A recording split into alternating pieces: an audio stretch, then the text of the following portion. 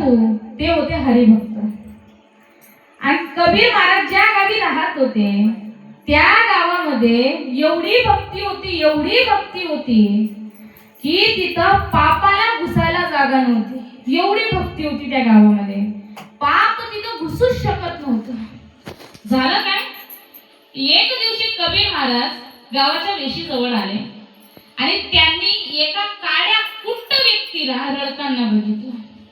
तो काळा कुट्ट व्यक्ती म्हणजे पाप. कोण होता तो? पाप. आता झालं काय, कबीर महाराजांनी त्याला विचारलं, का रे बाबा का रडतोय तू? त्यावेळेला कबीर महाराजांना तो पाप म्हटला की महाराज, अहो तुमच्या गावामध्ये एवढी भक्ती की मला इथं शिरायला जागा नाही, तुम्ही मला जागा करून द्या. आता संत हे महाराज दयाळू असतात, मग ते पाप असो की पुण्य असो ते सर्वांवरती दया करतात. कबीर महाराजांना जरा दया आली. कबीर महाराजांनी काय केलं, शेजारी गावाकडून 2 वेश्या मागवल्या. एका रथात ते बसले आणि रथात बसल्यानंतर आजूबाजूला त्यांनी 2 वेश्या बसवल्या आणि गावात रथ आला. आता झालं काय, ज्या वेळेला लोकांनी आपल्या घरातून कबीर महाराजांना या स्थितीत बघितलं त्यावेळेला लोकांनी कबीर महाराजांची निंदा सुरू केली. परंतु कबीर महाराज रथात बसण्याच्या अगोदर त्यांनी पापाला आपल्या शरीरात धारण केलं होतं, म्हणून कबीर महाराज पूर्ण काळे कुट्ट झाले होते. गोरे असलेले कबीर महाराज पूर्ण काळे कुट्ट झाले. आता इथं गावात परिस्थिती अशी झाली की सर्व लोक कबीर महाराजांना नावं ठेवू लागले, त्यांची निंदा करू लागले. झालं काय, निंदा केल्यामुळे ते पाप वाटलं गेलं. ज्याने निंदा केली त्याने ते पाप आपल्याकडे घेऊन घेतलं, त्याला ते पाप वाटलं गेलं.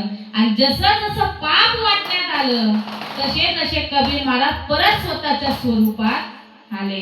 म्हणजे ऐका, पाप हे निंदेच्या द्वारे जास्त वाटलं जातं. आणि आपल्या महिला मातांना एक सवय असते, संध्याकाळ झाली की आपण 10-12 बाया बसतो, यांनी चुगली त्यांनी चुगली, हाऊ वासान ती तशी, तुम्ही काय करणार, तुम्ही शांत बटा. खरे की नाही? अहो येत जाऊ द्या, ओट्यावरचीच गंमत जाऊ द्या. आपण महिला माता ज्या वेळेला मंदिरात जाते त्या वेळेला सुद्धा तोंड बंद नसतं. जर कोणी सखी भेटली, कोणी मैत्रीण भेटली, ती बाई लगेच सुरुईदास म्हणे सुनबाई अशी म्हणे सुनबाई तशी, ती खावाळाने एवढाच उपकार माना. कारण आताच्या युगामध्ये महाराज मुलगा आणि सून वागून गेल परिस्थितीच राहिलेली तशी. कारण सध्या अगोदरच्या माता माऊलींना सासरवास राहायचा, आताच्या माता माऊलींना सूनवास आहे. म्हणून जरा सांभाळून वागायचं एवढी माझी इच्छा आहे.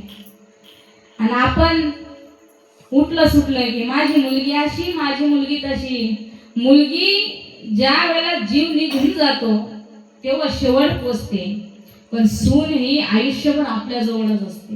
म्हणून सुनेला कधीतरी मुलगी मानत चला. असो, ते सासू सुनेचं मलाही बोलायला आवडत नाही, तर तो विषय निघाला म्हणून सांगितलं. मग आता मला सांगा, आयुष्याचं शेवट गोड झालं महाराज बर, कोणाचं झालं? बाबांचं झालं. बाबांचाही आयुष्याचं शेवट गोड झालं. कसं? कारण जर त्यांचं आयुष्याचं शेवट गोड झालं नसतं तर आज इथं हरिनामाचं भजन राहिलंच नसतं. मी तुम्हाला अगोदर पण सांगितलं, हरिनाम प्रत्येकाच्या आयुष्यात नसतं. काय? हरिनाम प्रत्येकाच्या आयुष्यात नसतं. दूर जाऊ द्या, मी माझी एक गोष्ट सांगते तुम्हाला. माझे वडील कीर्तन काय आहेत, हरिभक्त पारायण महारू महाराजगिरी सडगावकर. पण आता सगळेजण मला एकच म्हणतात की अनुवंशिक गुण आहे, अनुवंशिक गुण आहे. मी माझ्या वडिलांना एकदा हाच प्रश्न केला, म्हटलं तुमचे अनुवंशिक गुण माझ्यामध्ये आले म्हणून मी कीर्तन करते किंवा प्रवचन करते. त्यावेळी माझ्या वडिलांनी फार सुंदर उत्तर दिलं मला. ते मला म्हटले की अनुवंशिक गुण वगैरे काही नसतं.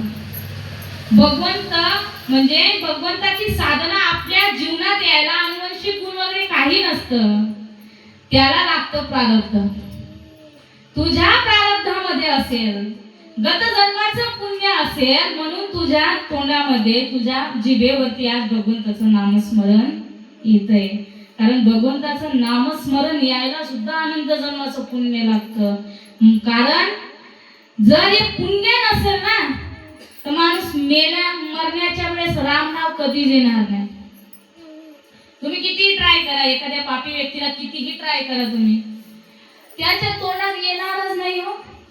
एक छोटंसं उदाहरण देते. झालं काय, एक बाबा आयुष्यभर त्यांनी देवाचं नाव घेतलं नाही, आयुष्यभर लुबाडी केली, याची टोपी त्याच्या डोक्यावर, त्याची टोपी याच्या डोक्यावर, आयुष्यभर येच. त्याला 2 मुलं होती, त्यानं लुबाडी केली, पण मुलं सात्विक होते. त्याची कसे होते? मुलं सात्विक होते. मुलांनी विचार केला की बाबांनी आयुष्यभर देवाचं नामस्मरण केलेलं नाही, देवाचं नाव केलेलं नाही. आपण जर शेवट त्यांच्या तोंडाने जर देवाचं नाव आलं तर त्यांना मुक्ती प्राप्त होऊन जाईल, त्यांना त्रास होणार नाही जास्त जाताना. म्हणून मुलांनी काय केलं, मुलांनी जरा बाबांना म्हटलं, बाबा राम म्हणा, राम. बाबा मला म्हणायचा. बाबाला राम येत नव्हतं. पाप जर केलं ना महाराज आयुष्यभर, तोंडावरती कधीच राम येत नाही. एवढी गोष्ट ध्यानात ठेव, कधीही राम येत नाही. बाबाला म्हणायचे, बाबा राम म्हणा, राम. बाबा म्हणायचा मला. मुलांना वाटलं ठीक आहे, काही हरकत नाही, ही युक्ती फेल झाली, दुसरी युक्ती करू. आता त्या बाबांचं एक गोडाऊन होतं, त्या गोडाऊन मध्ये साखरेचे पोते ठेवले किंवा धान्याचे पोते होते. यांनी काय केलं, मुलांनी बाबांना उचललं आणि गोडाऊन मध्ये घेऊन गेले. आणि मुलांनी काय केलं, ती सुई असते ना मोठी, काय म्हणतात त्याला आपण, दामन, त्या दामनानं त्या एका पोत्याला छेद केलं. त्यावेळेला मुलांना असं वाटलं की बाबा म्हणतील की पोत शिवा शिवा. आता शिवा शिवा म्हटल्यावर तरी शिवाचं नाव येईल. आता बाबांना आयुष्यभर कधी नाव घेतलं नाही देवाचं, तर शिवा शिवा पण कुठे येईल.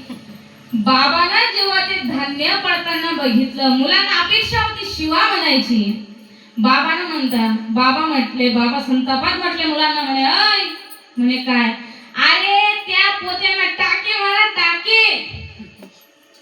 आलं का शिवा नाव? नाही देऊ शकलं. का? आयुष्यभर देवाचं नाव घेतलं नाही, तर येणार आहे का? नाही. शेवट मुलांनी काय केलं, बाबाचा जीव गेला.